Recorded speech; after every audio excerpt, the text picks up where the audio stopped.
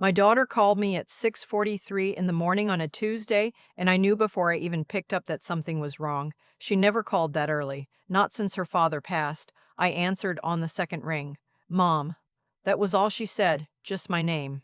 But her voice had that flat, hollowed out quality that I recognized from years ago, from the night she told me she'd miscarried their first baby. Like someone had reached in and taken the air out of her.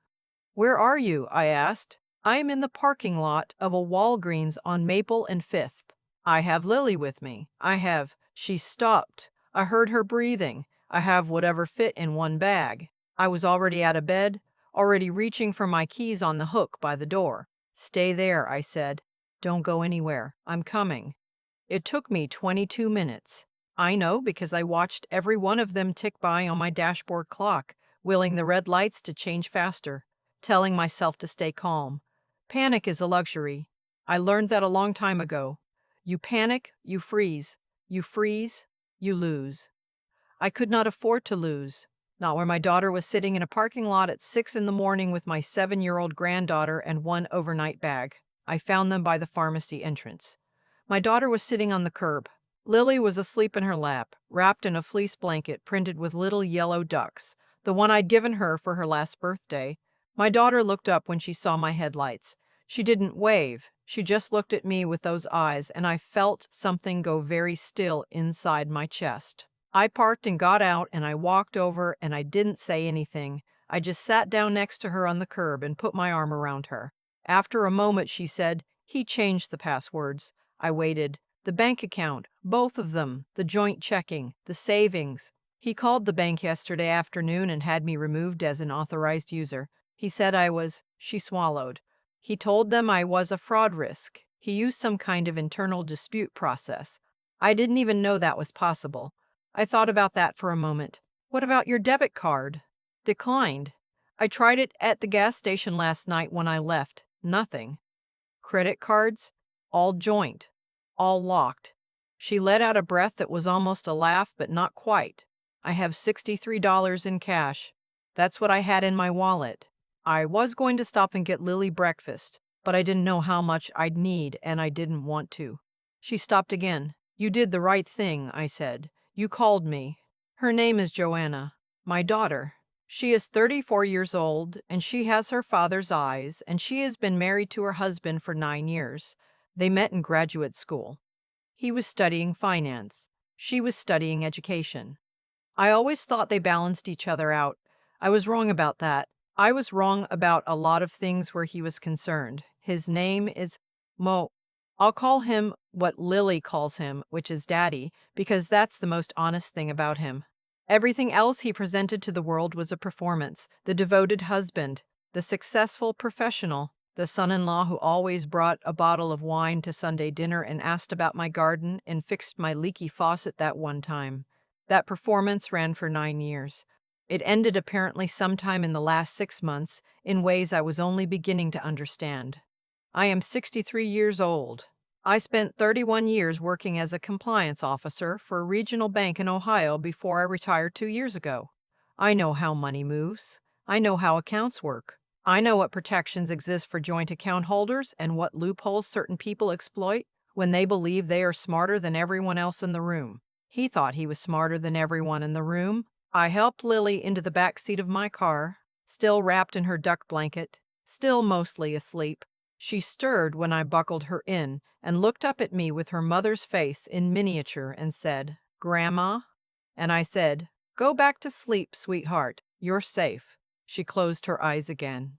I got my daughter into the passenger seat and I drove us back to my house. Neither of us spoke much. There wasn't much to say yet. I needed information before I could say anything useful, and she needed somewhere soft to land before she could give it to me. I got Lily settled in the back bedroom, the one I keep made up because I always hope she'll come stay weekends. I made coffee. I sat my daughter down at the kitchen table, the same table she'd done her homework at for 12 years, and I put a mug in front of her and I said, "Start from the beginning." It took her almost 2 hours to get through all of it. Some of it I knew. I knew they'd been struggling. She'd told me that much, in the careful way she had of telling me things she didn't want me to worry about. She'd mentioned couples counseling. She'd mentioned that he'd been distant. I'd read between those lines, but I hadn't pushed. Because Joanna has always needed to come to things in her own time, and because I didn't want to be the mother in law who poisons the well. But there was so much I hadn't known. I hadn't known that 8 months ago, he had quietly shifted most of his direct deposits into a personal account she wasn't on. A new account, opened at a different bank entirely. She'd found out by accident when she was helping him look for a misplaced document and came across a statement. I hadn't known that when she confronted him about it. He'd told her it was for tax purposes, that his accountant had advised it, and she had believed him. Because why would she not believe him? They were married, they shared a life. I hadn't known that 3 months ago she had gone back to the counselor alone, and the counselor had used a phrase, financial abuse. And Joanna had driven home from that appointment and sat in the driveway for 45 minutes before she could go inside. I hadn't known that she had been quietly gathering documents for 2 months, that she had a folder saved on a thumb drive she kept in her coat pocket, that she had been planning carefully, slowly, the way careful people plan to speak with a lawyer before she made any moves. She hadn't gotten there in time. He must have known, she said, or suspected, because he moved fast. Last night when I came home from dropping Lily at her friend's house for a play date, he was calm. That's what scared me. He wasn't angry, he was just calm, and he told me he thought it was best if I gave him some space. And I said Lily was coming home in an hour, and he said, she stopped. She looked down at her coffee mug. He said Lily would be fine with him, that I could see her when we'd worked out the arrangements. I looked at my daughter. Did he threaten you? Not directly. He's not like that. He makes you feel crazy. Makes you feel crazy. Makes you feel like you're overreacting. Like the reasonable thing, the mature thing, is to just go along with whatever he's decided. But you left. I took Lily from the play date on my way back. I told him I was going to stay at a friend's. I didn't tell him where. She looked up at me. Mom, the house, we own it jointly, but his mother helped with the down payment. She gave us $40,000 when we bought it, and I'm terrified that I don't know what he's going to do with that.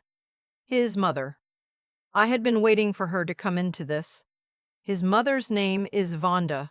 She is 68 years old, lives 40 minutes away in a house with a very large mailbox and a very small yard, and she has never in 9 years called me by my first name. I am Joanna's mother to her. I have always been a supporting character in her story. She calls her son every single day.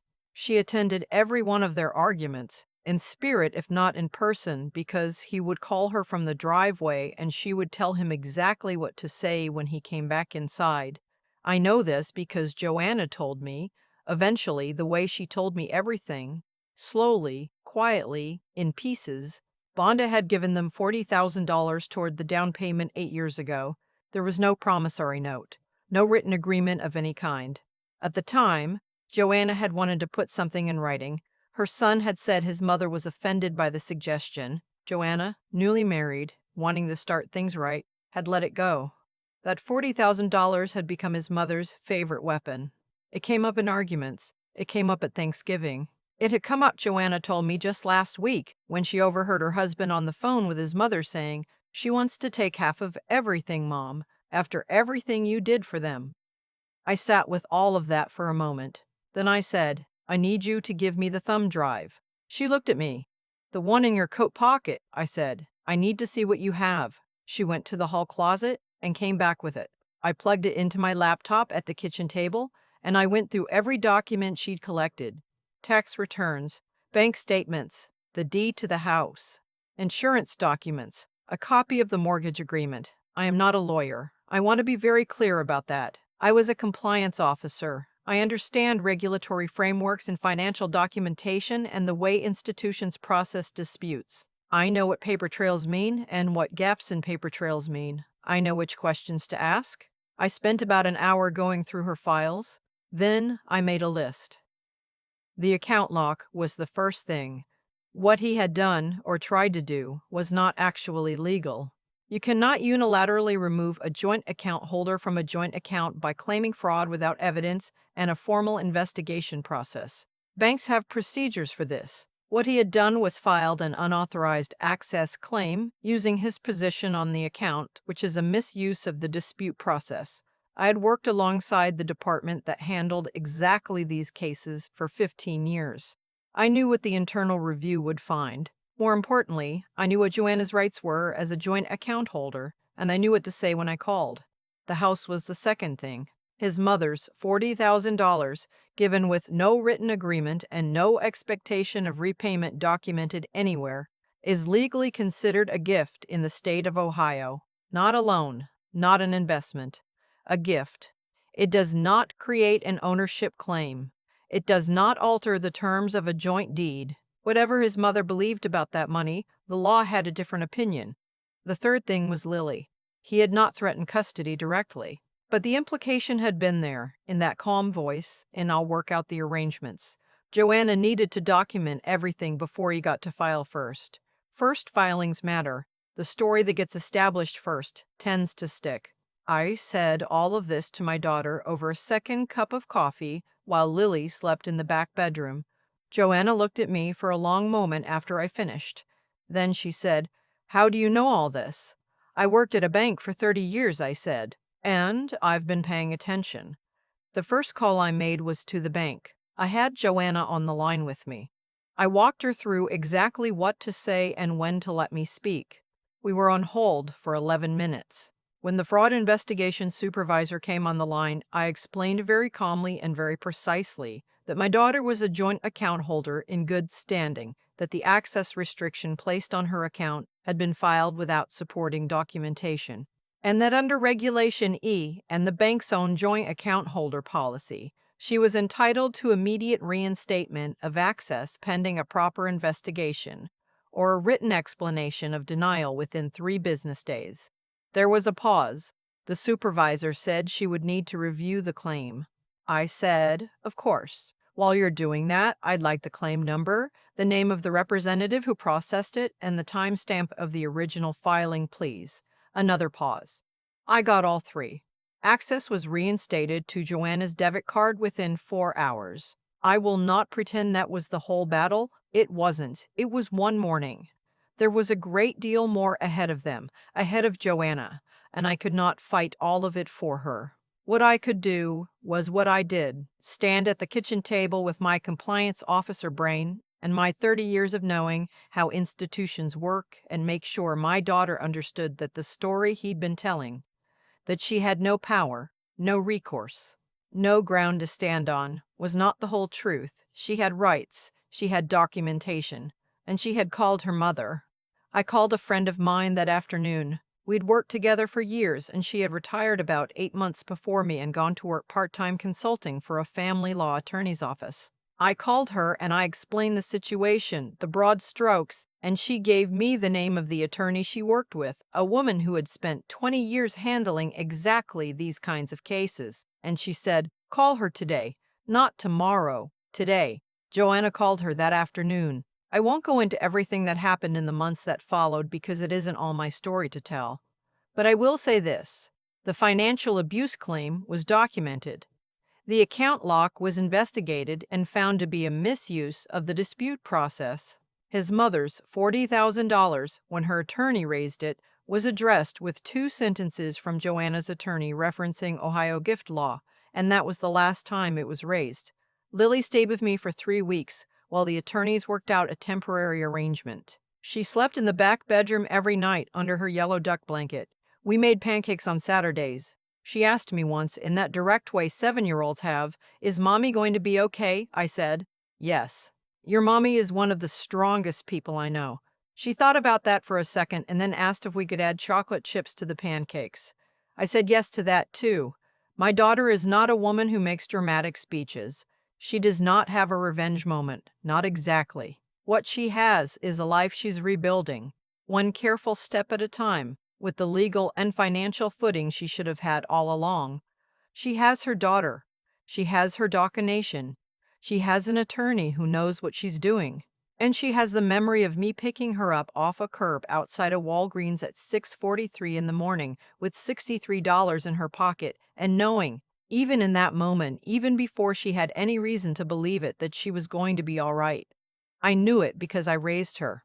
And because I have been paying attention for 63 years. There is something I want to say to anyone watching this who is where my daughter was that morning, sitting somewhere unfamiliar with whatever fit in one bag, running numbers in your head, and trying to figure out how you got here and whether there is any way out. You have rights you don't know about yet. The story they told you, the one about the money, about the house, about who has power and who doesn't, that story was written to keep you still. It is not the whole story. Panic is a luxury. Breathe, then start making your list. The first call is the hardest. After that, it gets a little easier.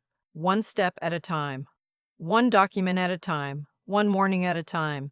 You don't have to fight alone, but you do have to make the call.